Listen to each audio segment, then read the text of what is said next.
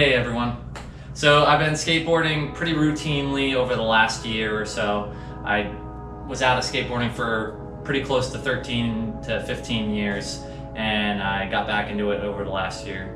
So doing that was kind of a shock to my body. I had a few small injuries where I had to go through a lot of physical therapy, and I learned a lot of things along the way. So what I'm gonna show you guys is not really professional advice. I'm not a professional, but I've learned while going to physical therapy from professionals. So I'm hoping that this can be beneficial for you guys and that you don't have to spend a ton of money to be able to prevent any of the injuries that I had over the last year.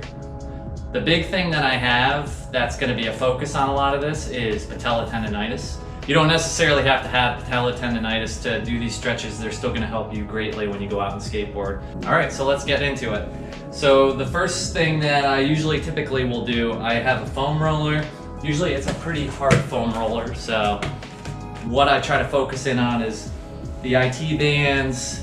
I really would like to get the calves, but I haven't really found anything that really works with the calves as far as the foam roller.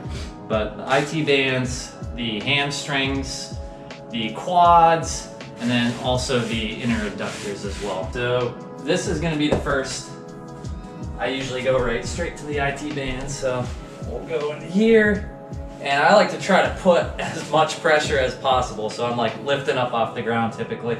You could put your leg over this way if you want to try to stabilize yourself, but I try to put as much as I can into this. So I'll really work on that side up to the knee joint, and really I'm not timing myself too much. I go until I feel like it's pretty well warmed up, things of that sort. So I'll do the IT bands, and then I'll rotate. I'll work on the hamstrings. This one's another one that I was like, it's kind of like the calves where I don't really feel too much pressure, but it's enough to kind of get blood to the area. So I do focus a little bit on this. So I'm crossing my ankle over my quad and just rolling. Then I go over and I'm doing quad. So I'll try to really get into there.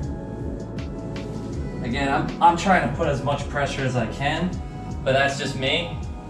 Might not be what you want. And if you don't want that, just put your other foot down on the ground. And then the last one is going to be the inner adductors. So you're rolling that from the knee to the groin.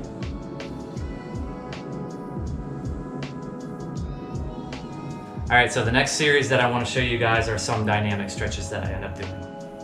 The first dynamic stretch is going to be a Frankenstein. You want about 10 yards between each one of these stretches, by the way. So you'll be reaching out, touching your toes, and you do this back and forth about 3 times. So you'll do 3 complete trips. Second one is the side foot touches.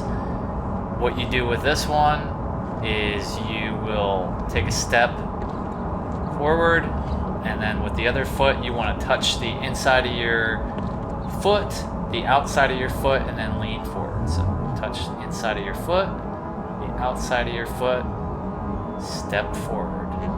Bring up the other foot, inside of the foot, outside of the foot, step forward. And what that's going to do is that's going to really help with that hip mobility.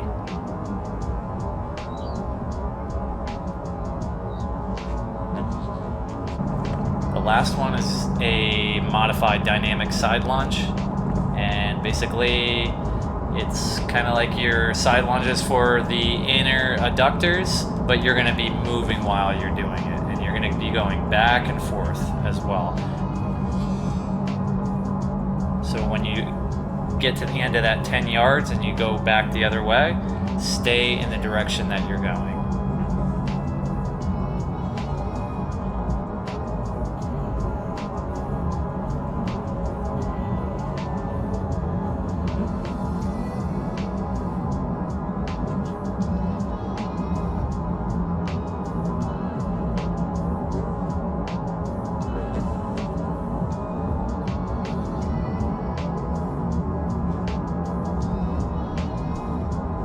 All right, so the next thing I'm gonna focus in on is hip mobility and getting the hips to be mobile with the rest of the part of the leg. So I have just a 10-pound dumbbell. I'll get to that in a second.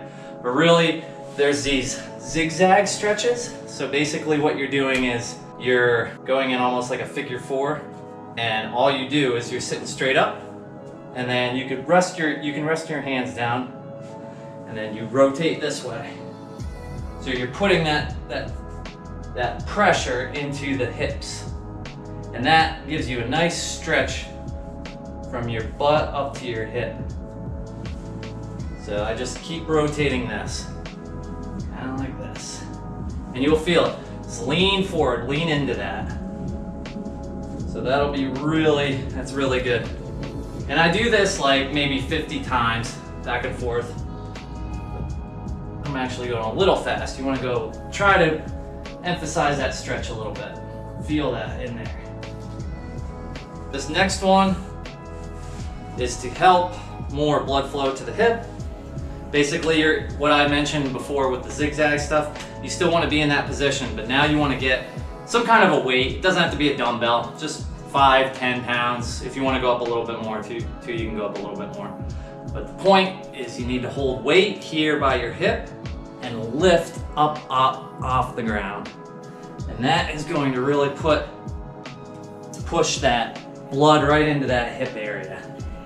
And it's going to help the mobilization as well. I try to do maybe 2 or 3 sets of 10 on these, and I'll do both sides. And you want to really flex that hip up at the top too. You don't want to bow yourself like this. You want to emphasize that hip area, like a thrust almost. All right, this next one is going to be optional, and it's going to be geared towards those with the patella/patellar tendonitis issues. So I have here, I bought this. This is pretty cheap for the most part. You can even make your own if you really want to. It's a slant board, so this will go a long way. What you want to do is you're going to simulate a squat, but because you're at this incline, you're going to be helping that patellar area out much easier. And you could even go down and do some squats on this too with 2 legs, but I want to show you more specifically on the one. So I'm going to be doing 3 sets of 10 of this. Basically, I'll start with the left. So I'll be lifting my right leg up, and I come down and I touch my heel to the ground. The goal is to not feel any pain. So if you feel pain, you're overworking it, and you don't want to do that. So I do 3 sets of 10, one side, and then I do the other side.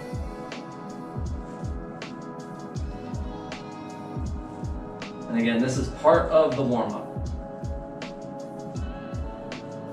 So the next ones, I really like these.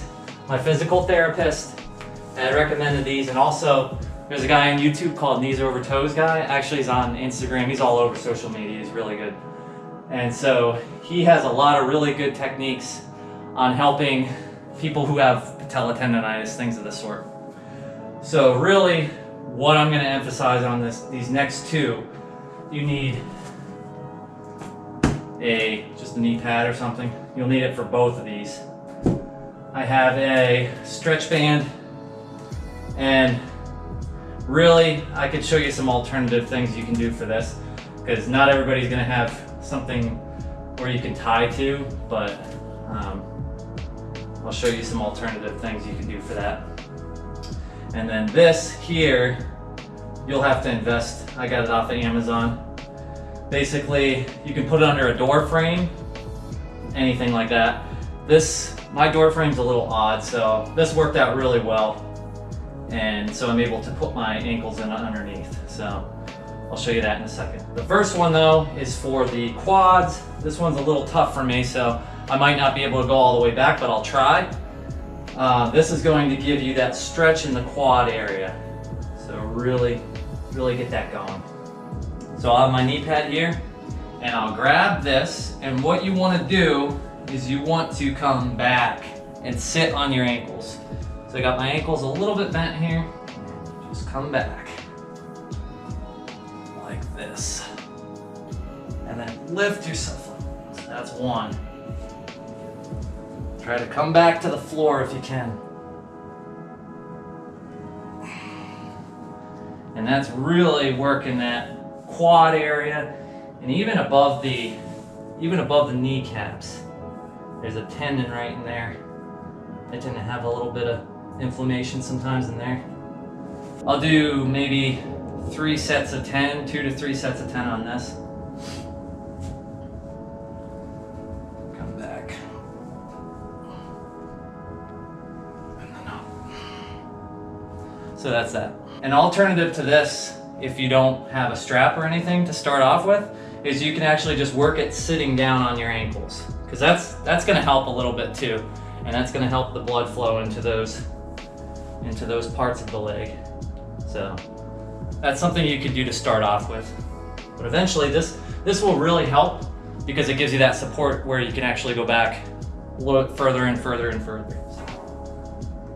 And this next one, you will not have the first try.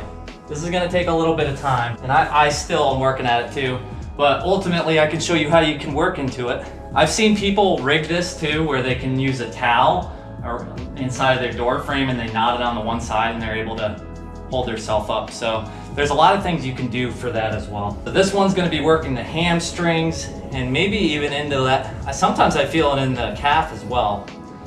But this is gonna be, I'll show you here, you lock your ankles up here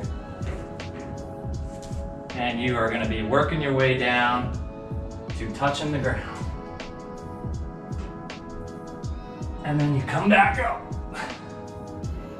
So you can see where my hip flexion's not the best, but it's getting there. And so, you know, you come down and you bring it back up. So you don't have to start off with 3 sets of 10 on that, of course, but really you can kind of work towards that. The other thing that you could start off with is just trying to come down and then just falling down and then lifting yourself up off the ground like that. So come down, crash, lift up.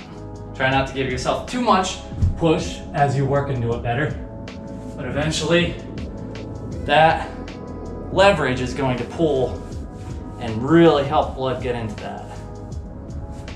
I don't think you need to do this and this one with every single pre-workout, but it's going to help you dramatically if you have an injury and you want to actually get stronger in that area. So these two, you don't have to do every single time, maybe once a week or something. All right, and when you're finished up with your session, that's when you can focus in on the static stretches. The difference between static and dynamic stretches is that static is you're kind of standing in one spot doing a stretch. Dynamic is when you're actually stretching while moving.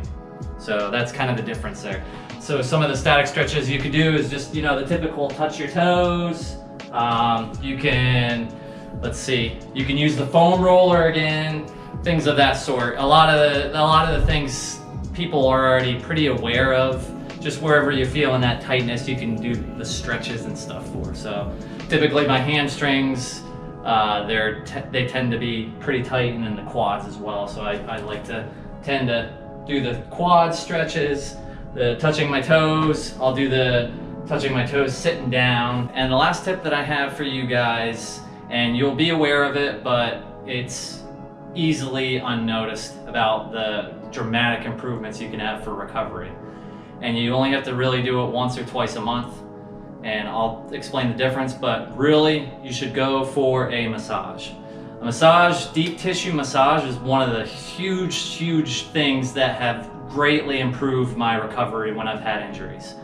So I tend to go, and when I say if you go once a month, you want to do at least one 60-minute session. If you go twice a month, you could do one 30-minute session each time. So either do the one 60-minute once a month, or 2 sessions once a month, each of them being 30 minutes. I really can't emphasize that one too much. So highly suggest that one. I know it's money, but it's also gonna help dramatically improve your recovery. So I hope this was helpful for everybody. It's really helped me grow and recover a lot more in my skateboarding, so I can do it a little bit more routinely throughout the week. Thanks for watching, and I hope you enjoyed this.